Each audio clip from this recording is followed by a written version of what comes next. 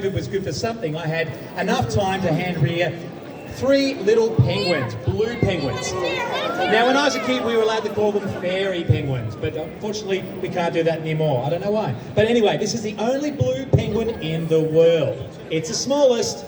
There's 18 different species, but they're blue on their back, so eagles can't see them from above, and they're white underneath, so sharks and seals can't see them.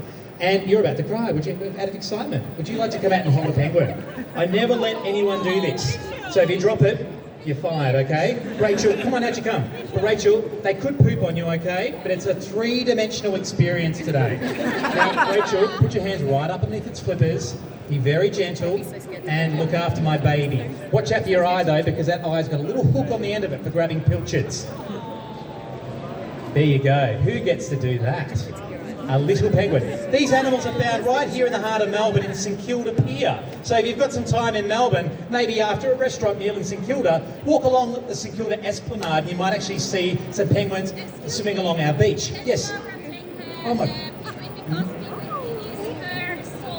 Your soul animal. Mara, out you come. You've got a good friend there. Excellent. You should be a barrister instead. Good on you, Mara. Just be gentle. They have 10,000 feathers on a little penguin, and they catastrophic molt every year, losing every penguin to make sure their feathers are nice and oily to keep themselves cool in the southern oceans. Mara, you owe me now, $100. Give Mara a clap. Well done, Mara. Now we have some other delights here tonight. I also have a creature. Do you want to see a koala? Now, koalas, everyone thinks that they're a bear, they're a marsupial, and their babies grow up inside a pouch. But everyone thinks that koalas are common in Australia. They're under threat because they've lost their habitat. And sadly, climate change has made the gum leaves which they eat more toxic to digest, giving them kidney failure. So koalas are disappearing. There used to be 1 million koalas in Australia. Now there's only 40,000 left. So we're all about educating people. And this is Chuck here. It's almost bigger than Erin. And Chuck here, you can tell he's a boy. He's got the big fat Roman nose. I can say that because I've got one. A big fat buffy head. And when you pat him afterwards, I want you to pat the koala in the smell of your hand. Woo-wee! It smells like a footy locker room. It stinks to high heaven. They exude all the toxins of the gum leaves which they eat. Now, if you eat gum leaves, you get sick and surely die. The koalas have an ingenious adaptation. When they're babies, when they're a joey, they pop their heads out of their mother's pouch and they eat their mother's fecal matter. You know what that is? Poo. They eat the mum's poo. That inoculates their guts with good bacteria, which helps them to digest toxic fair gum leaves. Now, I need someone at the front. Want to get a koala selfie? Out you come. This is what you're all going to be doing tonight. Remember, these animals, Chuck here is very heavy. And put your head right down here like that. There you go. Which one's the koala? And spin around, look at the professional photographer. There you go. Look at the camera. Look like you're having a great time. I do have insurance. That's a great shot. This is what we want you to all to do tonight at your lovely conference, to learn about these creatures, but get some great memories and some great photographs. Okay, the next creature coming out. This is fraught with danger. I have a kookaburra. Now, the kookaburra does not like ladies. And I'm going to see if I can make this kookaburra laugh today. But I'm not joking. He can attack. He hatched in my hand 23 years ago. We're best mates. He thinks that I'm his dad. Now, kookaburras, they're the largest kingfisher in the world, and they live here right in Australia and Melbourne. You better run off. Particularly doesn't like blondes. Bad past life experience, haven't we all? Now, I'm going to see if I can make it laugh. I'll take the mic off. Now, Chucky in here, he's the largest kingfisher in the world, and be very careful, please don't move. I'll get him out. This is the only kookaburra I know that does this. Come on, Chuck, come on. I won't need a microphone.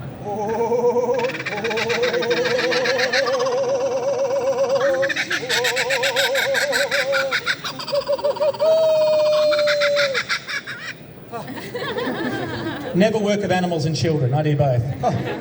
Looking forward to a Shiraz tonight. Now, I'm going to put my kookaburra away because I have another creature coming out. Here comes a mountain pygmy possum. This creature you may not have heard of before. You'll be excused because there's only 2,000 left on planet Earth. They're rarer than the giant panda. They're only found here in Australia. They were discovered here in 1966, and in 1967 they were in the Guinness Book of World Records of being the rarest animal on planet Earth. Now, this animal's very small. It's tiny. Now, it looks like a mouse, but it ain't a mouse. It's a marsupial. It has a pouch where the babies grow up big inside. They give birth to 4 young, 4 joeys, and their heart rate is 260 beats per minute, much faster than our heart rate. They hibernate beneath the snow over the winter time, up to 6 months at a time. But sadly, through climate change, this animal is freezing to death. It's getting warmer, but there's less snow, and they use the snow to insulate their bodies beneath. Now, I need someone. Now, you won't know anyone that's held a mountain pygmy possum before. Only place in Australia you can hold one. And I think, you look tough, Jeff. Out you come. Come and hold a mountain pygmy possum. I want to put it on your hand, and I want you to think about their ecological job. Jeff, these animals, they feel like a powder puff, and they pick up all of the pollen in the trees as they're feeding, cross-pollinating flowers, making seeds for more vegetation. Good on you, Jeff. She's very geriatric, this possum. Her name is Morticia. She's 12 years of age. They're only meant to live for about 10 years in captivity, so she's had a pretty good innings. Thanks, Jeff. Give him a clap. Well done. Okay, we've got some other creatures coming out. We have another creature. It's called an echidna. We've got the echidna there. Oh, this is tricky. This echidna, it's a short-beaked echidna, and echidnas are a monotreme. Monotreme, go back to your school days. Monotremes are a mammal.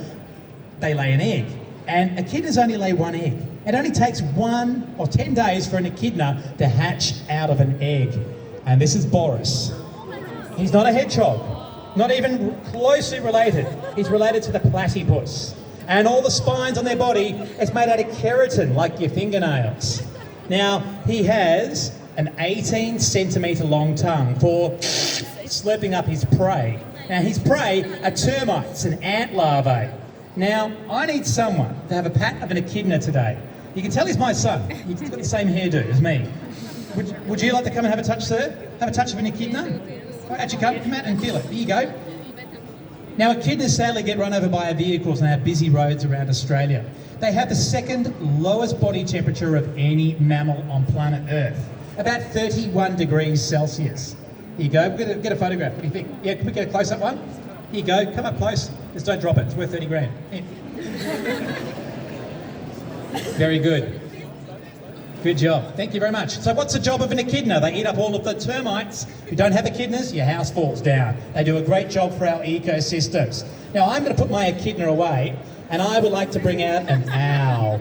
Would you like to see an owl? Woo, woo, woo, woo. This is the barn owl. And this owl you find all across the world. It's cosmopolitan. It's found in most countries of the world. Perhaps your country where you live as well. But this owl, in Australia, it only lays its eggs in hollow logs. Not in the steeple of a church, but only in hollow logs.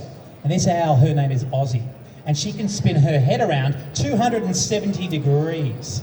Don't watch that movie. It's like a horror movie. She can spin her head around because she has 7 more vertebrae in her neck than you and I do. Now, you might see her doing this with her head today. She's not dancing the country and western or doof doof. She's 3-dimensionally listening. Her left ear is offset from her right ear, asymmetric. So when she's doing this, she's getting sound from 2 different sources, 3-dimensionally listening. Now, I need someone to put an owl on their arm. And sir, out you come, put it on your arm like this. And have a good look at those claws. They're called talons. And they use their talons, she's a raptor, for grabbing rats and mice at night time. You see, owls help us out. They keep our cities and our streets clean at night time by eating up the rodents. There you go, spin. There you go, excellent. You're a wizard, Harry. Excellent. I'll see if I can spin its head around. That's it, perfect. Do your owl face. This is what you can do afterwards. You won't miss out. But there's another curious creature here today. A barn owl, a raptor with talons. Here's a creature which you find in Melbourne. It's called a tawny frogmouth. It's very well camouflaged. In fact, it looks like something out of Jim Henson's Muppets. This owl-like animal is actually more related to a nightjar, and it captures its food with its wide, gaping gob at night time, eating up all the bugs on the wing. Very well camouflaged, very cryptic. And you can see those little phyla plumes, those little sensory feathers. They're feeling bugs. Now, big eyes tells you straight away it's nocturnal. And these creatures usually only come out at night time. Sadly, invasive animals, cats and dogs, are gobbling up their young. Now, I need someone who's feeling daring. I think, would you like to come out the tree? There you go, keep your hand nice and straight, and you can help me hold a tawny frogmouth. They eat up all the bugs. If they're stressed, they'll poop in your face. We don't want that. Put your head out nice and straight, say step up, and look at the camera, look like you're having a great time. That's it. Good job. Don't we have some amazing creatures here in Australia? We all need to look after them. Thank you. Now the next creature coming out today, I would like to bring out a gecko, a leaf-tailed gecko. Not everything's cute and fluffy and feathery today. Here comes a gecko which lives in the rainforest of northern Queensland. Comes out at night time, it's 20 years old. And this creature, go to the rainforest up in Queensland if you have a moment. This creature, it's arboreal, it's cryptic, it's 20 years of age, and this gecko, I know it's small, but you'll see it in a minute, it doesn't have eyelids, so it licks its eyes clean with its tongue. It's kind of like the Mick Jagger of the lizard world. But you've got to be careful though, don't grab its tail. Its tail will drop off. Its tail's made out of cartilage, a cartilaginous tail. It has the ability to regrow its tail again if a predator attacks it. Now, I need someone. This is a very cool animal, a Gondwanan animal. I need, you look tough. Do you want to put a gecko on your arm? Just stand there if you want. Put your hand out for me. That's all. Reach. Come on here. Excuse me. You go. Put your hand out for me. Nice and straight. These ones eat up all the bugs in the rainforest. Aren't they beautiful? 20 years old, that lizard is. I'm just going to run off with my lizard. Australia's called the land of the lizard. So many different species, so many different habitats in this country for animals to occupy. Now the next creature, it packs a punch. It has necrotic saliva in its mouth. It's a cousin to the Komodo dragon. It's a lace monitor lizard, a tree goanna, sadly endangered because of loss of habitat. But we need to protect them. This goanna, it eats up all the slithering snakes. And if you have the opportunity afterwards to touch him, don't touch him on the head, whatever you do. My insurance will go up. Very sharp teeth, venomous saliva. But when you touch him, he kind of feels like a bloke's face in the morning before he has a shave. It feels a bit like CrimSafe, security mesh, to stop the snake's fangs penetrating into his bloodstream. Now, I need someone to come out the front to help me touch a goanna lizard. You look tough. Out you come. This one's called Godzilla, okay? Don't touch him on the head, whatever you do. Just touch him on the back, and everything should be okay. Hey, did you notice his forked tongue? Two tongues joined together. A bifurcated tongue. He can smell you in stereo. Very good. So touch him afterwards. Lace monitors. They need lots of woodlands to live in. Now, can you see a bit of skin peeling off his body? He's not sick, he's growing bigger.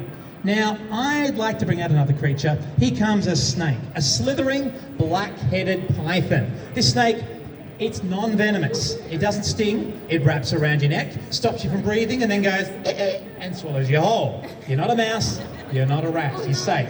This snake I've had for 30 years. It hatched in my hand when I was a university student, my first year at Melbourne University studying zoology. This snake here, a black-headed python from the northern parts of Australia. The black head helps it to thermoregulate to heat up its body quickly in the sunshine. But why wouldn't it be black all over if it's a reptile? It'd get too hot, wouldn't it, sitting in the sun? And reptiles don't sweat to cool themselves down. They would overheat. This snake's a cannibal. It eats its own kind. Now, Amy, would you like to come out the front? Let's wrap it around Amy's neck. Can everyone wave goodbye to Amy? Here you go. Now, Amy, you've got to be careful though, because Casper here, she's my favourite snake. I have 200 pet snakes. I don't have many friends. You've already worked that out. But Amy, put your hand just like that, flat hands, and just keep your mouth closed because I like to burrow, okay? That's it. I'm not joking. Give Amy a clap. Good job, Amy. So you can all touch a black-headed python tonight. Feel them, touch them, be amazed by them. They don't sweat, they're not slimy, they're not wet. That's all the oil in their skin, the light refracting off the oil. Now, I've got another creature coming out, and here comes a crocodile. Do you want to see a crocodile? Okay, well I have two species here today. I have a freshwater crocodile and a saltwater crocodile. Here comes a freshie. This one's got a really elongated, tapered snout. Crocodilians have 66 sharp teeth in their mouths. And when their teeth fall out, they grow back again and again and again. I wonder if they have a tooth fairy. Oh, that's a freshie. That's a salty. Sorry, it's been a long day. That's a saltwater crocodile. That's a freshwater crocodile. See the size difference? They're the same age. This is a saltwater crocodile. He'll live for 200 years and grow to 8.6 metres in length. That's almost the length of the stage. And the freshie here, they live in sort of more freshwater environments and they don't grow so big, 3 metres in length. Now I need someone out the front to help me hold a freshwater crocodile. And I'd like to have, a wave works. Excellent, out you come. But when you hold a crocodile, you've got to be very relaxed. Flat hands, no grabbing. You don't need to say crikey and wrestle it. Just be chill, okay? I shouldn't say that, should I? But just be very, very gentle. Crocodilians, they have 3 eyelids, and a 3rd eyelid slides across like a windscreen wiper on a car. They don't have to wear goggles. Very good. Look at the camera, open up your mouth, be theatrical. Excellent. Good job.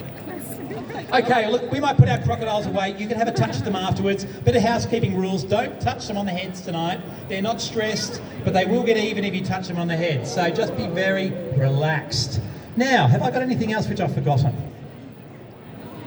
Oh, one last animal tonight to show you. A bat, a grey-headed flying fox. Now, before anyone gets hysterical, you're not going to get COVID, they're not going to bite you, you're not going to get rabies. But listen, we have to spare a thought for bats because bats are very amazing creatures. They're closely related to human beings, depending which Sunday school you went to, or Saturday school. But grey-headed flying foxes, they live around Melbourne. So walk around Mackay tonight on the way back to your hotel room, you'll see one of these animals flying over the city. But this creature's a genuine refugee. People think they're common, but they're endangered. They're vulnerable to extinction because of loss of habitat. They're being pushed out of their rainforest environment and now they're eking a living right here in Melbourne. They're flying into people's gardens and stealing some fruit, but I reckon tough. They were here first. And they're so important to us, they pollinate all of our great woodlands, pollinating the flowers and making the seeds for more revegetation. Now bats are very interesting. They fly 200 kilometres in a night. You ready? Wow! 200 kilometres a night, and every 20 minutes they poop out seed and they spread seed across our landscape. That's the wing, the hand of a bat. That's called a patagium. The flap of skin is attached to the wrist to the ankle. And you know what they do when they get head lice? We get head lice from our kids, don't we? What they do is they just hang upside down and urinate on their bodies, and that gets rid of all the ectoparasites. Don't try that yourselves, okay? But listen, spare a thought for bats, spare a thought for all animals. Every animal has a job to do, doesn't it? We don't always like our colleagues in work, do we, or the schoolyard? But every creature, every person has a job, is unique and has an important job to do. Now, I'm going to put my beautiful bat away. Unfortunately, you can't touch a bat because they do have diseases in their saliva. But guys, so nice to meet you all tonight. I'm going to bring the koalas out now, the crocodiles, the snakes. We're going to spread ourselves around your conference, but please be respectful and wash your hands afterwards, okay? Animals do have different germs. But so nice to meet you all. Thank you very much. We'll see you out there with some animals.